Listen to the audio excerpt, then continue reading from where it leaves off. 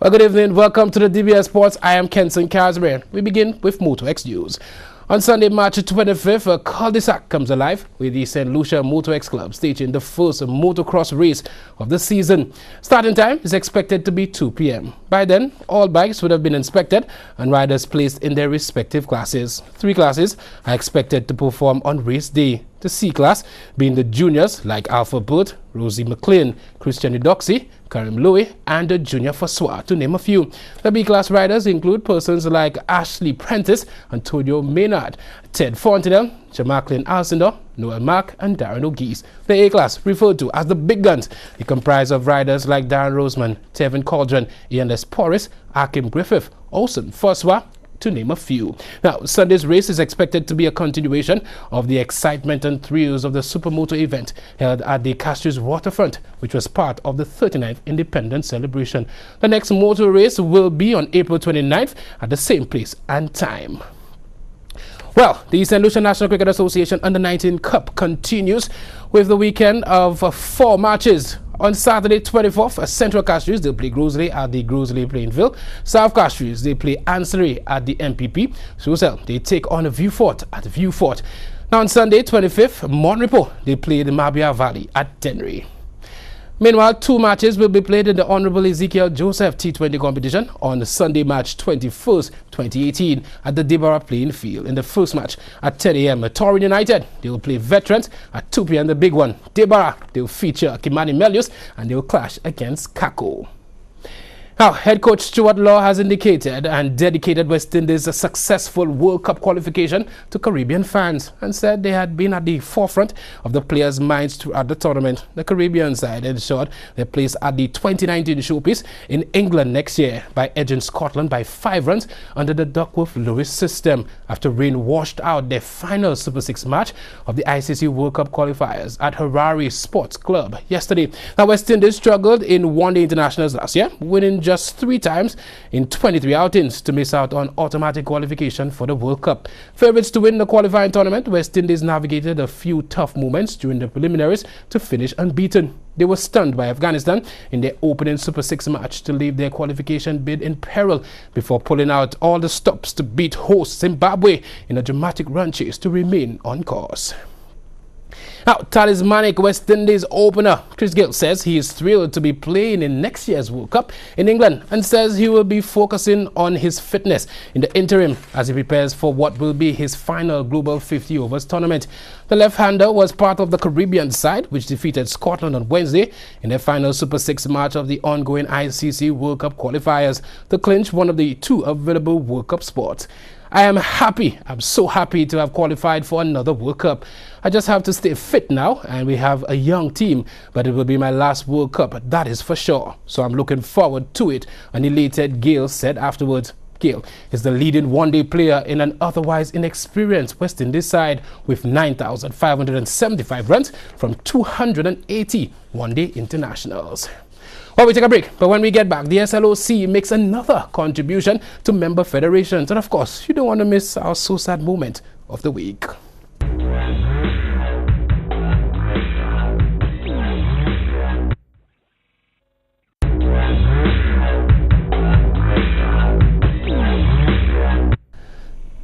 Welcome back. The St. Lucia Olympic Committee Incorporated, SLOC Inc., made another handsome payout to member federations to assist them in the execution of their programming and participation in regional sporting events. Well, 3 federations were recipients on this occasion during a presentation held at the headquarters of the committee on Wednesday morning, March 21st, 2018. There was swimming, track and field, and table tennis. Each federation received a donation of EC $13,350 towards participation in the upcoming Carifta Games, while swimming received an additional EC $4,382.13 towards young swimmer Gian Odlum Smith under the Youth Olympic Games program. In all, swimming received a total of $17,732.13. Table tennis got their assistance towards participation in the under 15 and under 18 cadet and the junior Caribbean table tennis championships in Cuba. That's from April 2nd to 7th, 2018. This latest wave of disbursements brought a grand total of EC $428,977.94 paid out by the SLOC Inc. to member federations so far for the year 2018. Well, the Inter-Special School Sports Day was held yesterday at the Minder Phillip Park. We spoke with Education Officer, Special Education, Dale Sedgis. Today we have the annual Inter-Special School Sports Meet for all of the special schools and the children with special needs in St. Lucia. We have a total of 6 schools participating. That is the Donata School, the Lady Gordon Opportunity Center, the Special Education Center in Viewfort, the Soufrière Special Education Center, the Dennery Child Development Center, and our one private special school, the Educare Learning Center. These schools will be involved in athletic competition as well as fun sports here today. Okay, and why is it important that the special education students take part in? How do you think it's going to help them, the students? The special schools have an active physical education program. So on a regular basis, children do PE in school. This is an opportunity for them to showcase the talents that they have and the skills that they have developed during the PE program. We also believe in a wholesome development of our students, even though they may have a special need. So this is an opportunity to develop them physically. At school, we promote academic development and we have therapy and intervention for them in school. But this is an opportunity to develop another aspect of them. Besides that, just simply the experience of winning a race and wearing a medal around your neck and going home with that, that does something emotionally and in terms of their self-worth and self-esteem. So this is more than what it would mean to the typical student. It's an opportunity for them to experience success when in life generally there may be many disadvantages that they are faced with. And finally, does it just entail track and field, or does it have other activities as well?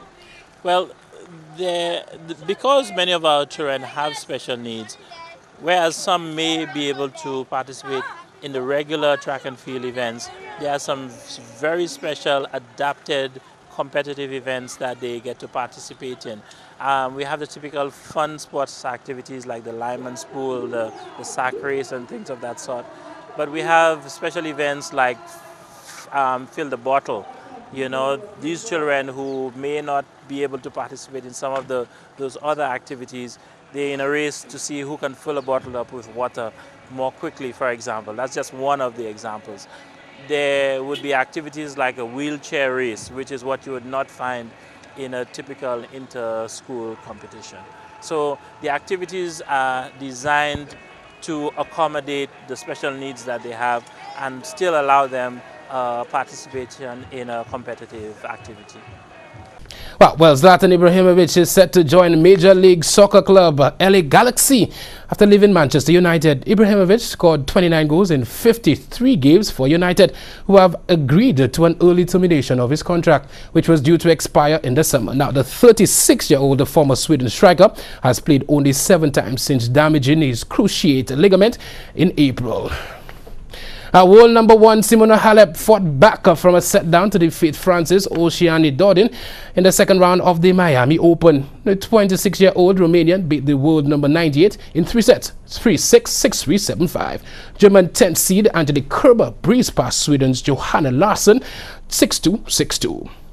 Well, now for our so-sad moment of the week. We give our young basketballers a lot of pressure when they come out with dismal scores. One cannot help but remember Babonneau defeating Cassius Compre 6-5 in a basketball game. Yet at least at that game, no student was given 4 free throws to miss all of them. But in the NBA, this happened. No, he didn't kick out his legs.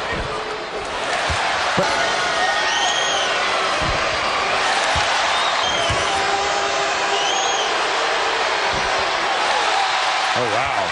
I don't know if I've ever seen 4 in a row.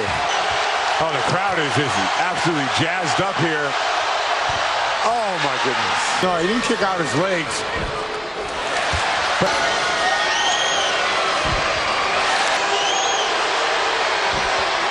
absolutely jazzed up here. Oh my goodness. How are you, Abdel? At the highest level of basketball in the world. Wow. Guess we can cut our young basketballers a little slack. So sad. As sports this week, look out for the DBS crew on Sunday. We're doing sports on the block. Our question, who will win this year's Champions League? The DBS News continues after the break.